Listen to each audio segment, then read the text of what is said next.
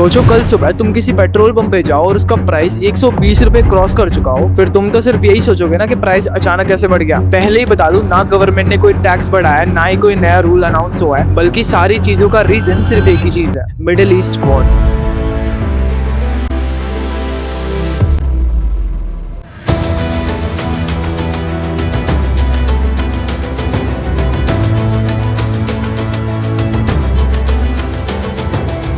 Israel और Iran का conflict सिर्फ इन दो कंट्रीज की प्रॉब्लम नहीं है, और अगर ये एस्केलेशन कंट्रोल से बाहर गया तो इसका इम्पैक्ट सिर्फ दुबई के एयरपोर्ट्स पे नहीं बल्कि दिल्ली के पेट्रोल पंप तक भी पहुंचेगा, एंड शायद हमारे पॉकेट्स पर भी। आज हम नॉइज नेबल की क्लैरिटी समझेंगे कि अगर इजराइल और ईरान का कॉन्फ्लिक्ट ऐसे बढ़ता रहा तो इंडिया पे इसका क्या इम्पैक्ट होने वाला है। देखो, इजराइल और ईरान का कॉन्फ्लिक्ट कोई आज का नहीं है। साल 1979 में ईरानियन रेवोल्यूशन के बाद ईरान ने इजराइल को ऑफिशियली रिकॉग्नाइज करना ही बंद कर दिया। देखो, आइडियोलॉजिकली ईरान पैलेस्टीन कॉज को सपोर्ट करता है, और इसी प्राइम रीजन की वजह से ईरान और इजराइल का कॉन्फ्लिक्ट लगातार बढ़ता ही जा रहा है। एक सिंपल सी चीज है कि अगर गाजा कॉन्फ्लिक्ट एस्केलेट होता है तो उस टाइम पे हमास एक्टिव हो जाता है, और इसी रीजन की वजह से इजराइल के लिए ये कोई लोकल कॉन्फ्लिक्ट तो नहीं है। देखो, इजराइल ना ओपनली मानता है कि ईरान इनडायरेक्टली हमास और हिजबुल्लाह जैसे मिलिटेंट ग्रुप्स को ओपनली सपोर्ट करता है, इसलिए पैलेस्टाइन अब सिर्फ एक इमोशनल नैरेटिव नहीं रहा, बल्कि यही चीज इजराइल ईरान कॉन्फ्लिक्ट का कोर रीजन बन गया है। पिछले कुछ सालों तक दोनों की दोनों कंट्रीज शैडो वॉर जोन में थी। सीरिया में एयर स्ट्राइक्स, साइबर अटैक्स और इंटेलिजेंस ऑपरेशंस। देखो, ऑफिशियली दोनों कंट्रीज वॉर तो नहीं कर रहे थे, बट साइलेंट कन्फ्रंटेशन चलता ही जा रहा था। लेकिन असली ट्विस्ट तब आता है जब मिसाइल एक्सचेंजेस ओपनली होने लग गए, और जब रिटेलिएशन डायरेक्ट स्टेटमेंट्स में आने लग जाए तो इसका मतलब होता है कि इक्वेशन चेंज हो रही है, एंड तब रीजन कंट्रोल टेंशन से एक्टिव रिस्क एस्केलेशन पे शिफ्ट हो जाता है। और इसी वॉर के बीच में सीधा एंट्री होती है अपने यूएस की,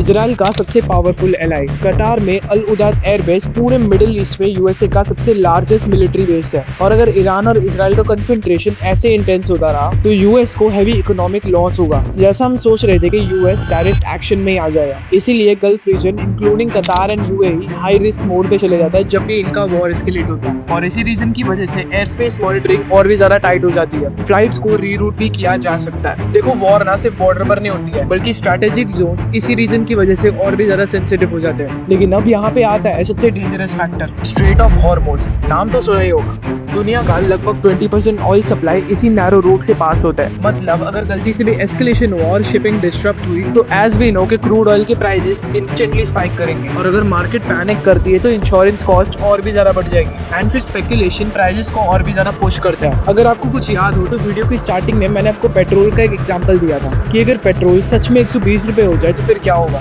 ये कोई ड्रामेटिक लाइन नहीं थी, बल्कि ये रियलिटी होने वाली है। याद करो, 1990 के गल्फ वॉर के टाइम इंडिया को इमरजेंसी ऑयल मैनेजमेंट करना पड़ा था, या फिर 2022 में रशिया यूक्रेन वॉर के बाद फ्यूल प्राइसेस कैसे स्पाइक हुए थे। इसीलिए मिडिल ईस्ट इंस्टेबिलिटी का इकोनॉमिक शॉक कोई नई चीज नहीं है, बल्कि मिडिल ईस्ट की ऑयल सप्लाई की वजह से पूरा का पूरा वर्ल्ड उसी पे डिपेंड करता है। अब अगर मैं इंडिया की बात करूँ कि इन सब चीजों से इंडिया पे क्या इम्पैक्ट पड़ने वाला है, तो ध्यान से सुनना कि इंडिया अपना मेजरली क्रूड ऑयल इंपोर्ट करवाता है। मतलब अगर मिडिल ईस्ट अनस्टेबल होता है तो इंडिया से लेके इसका इम्पैक्ट पूरे वर्ल्ड तक देखने को मिलेगा। फ्यूल महंगा हो जाएगा तो ऑब्वियसली ट्रांसपोर्टेशन भी महंगा हो जाएगा, और अगर ट्रांसपोर्टेशन ही कॉस्टली होगा तो राशन, सब्जियां, इलेक्ट्रॉनिक्स सब पे इस चीज का इफेक्ट पड़ने वाला है, और इन्हीं सब रीजन की वजह से इन्फ्लेशन प्रेशर इंक्रीज होता है, और इसी वजह से स्टॉक मार्केट वॉलेटाइल हो सकता है, एंड रुपये के ऊपर कॉन्स्टेंटली प्रेशर आएगा। और एक और फैक्टर, डायस्पोरा। देखो, आज के टाइम में ना मिडिल ईस्ट में लाखों इंडियंस रहते हैं, और अगर कॉन्फ्लिक्ट और भी ज्यादा एस्केलेट हुआ तो इवैक्यूएशन ऑपरेशंस की पॉसिबिलिटी भी बन सकती है। देखो, इंडिया की फॉरेन पॉलिसी यूजुअली होती है स्ट्रेटेजिक ऑटोनॉमी, ना ब्लाइंडली किसी भी साइड जंप करना और ना ही अननेसेसरी हॉस्टिलिटी लेना, बल्कि इंडिया का मेजरली फोकस होता है peace, energy security, trade security और इंडियंस की सेफ्टी।